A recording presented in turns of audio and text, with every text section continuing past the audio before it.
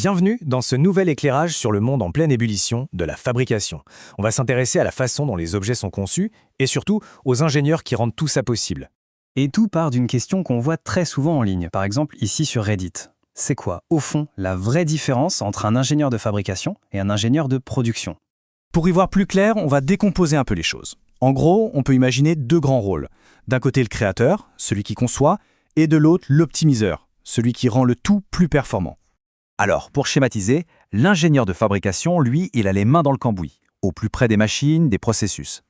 L'ingénieur de production, de son côté, prend un peu de recul pour s'assurer que l'ensemble du système est le plus efficace possible. Et j'aime bien cette façon de voir les choses. L'ingénieur de fabrication, c'est celui qui se demande comment fabriquer le produit. C'est vraiment le passage du concept à l'objet concret.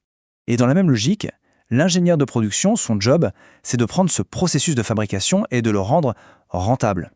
Il analyse, il peaufine pour que tout tourne parfaitement. Mais bon, si seulement c'était aussi simple.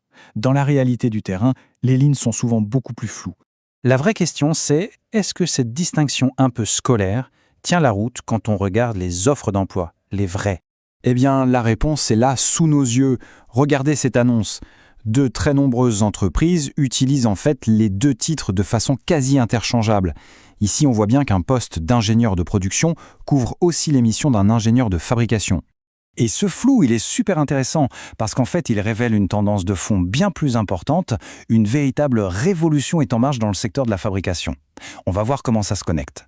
En un siècle, on est passé de la chaîne de montage de Ford à l'automatisation avec les robots, puis à l'intégration par l'informatique. C'est une évolution assez dingue. Et la prochaine étape, le prochain saut, il vient d'un monde qu'on n'attendait pas forcément ici, celui du développement logiciel. C'est un concept qui s'appelle l'ingénierie de la fiabilité des sites, ou SRE. Pour faire simple, c'est la méthode qu'utilisent les géants de la tech pour que leurs services en ligne, utilisés par des milliards de personnes, ne tombent jamais en panne. C'est une sorte de maintenance de très haute voltige pour le logiciel. Et ce qui est fascinant, c'est qu'on prend maintenant ces mêmes principes, automatisés au maximum, tout mesuré, tout planifié, et on les applique directement à l'usine. On assiste à une véritable fusion de ces deux univers. D'accord, mais concrètement, qu'est-ce que ça change pour nous dans notre quotidien? Pourquoi cette convergence de compétences est-elle si importante? Leur impact est partout, absolument partout. De l'avion qu'on prend pour les vacances, à la nourriture dans notre assiette, en passant par les appareils électroniques qu'on utilise tous les jours, ces ingénieurs sont littéralement en train de construire le monde qui nous entoure. Tout ça nous amène à une dernière question, une question un peu provocatrice pour l'avenir. Si les usines se pilotent de plus en plus comme du code, est-ce que le grand ingénieur de demain ne sera pas finalement aussi un développeur? C'est une pensée assez vertigineuse.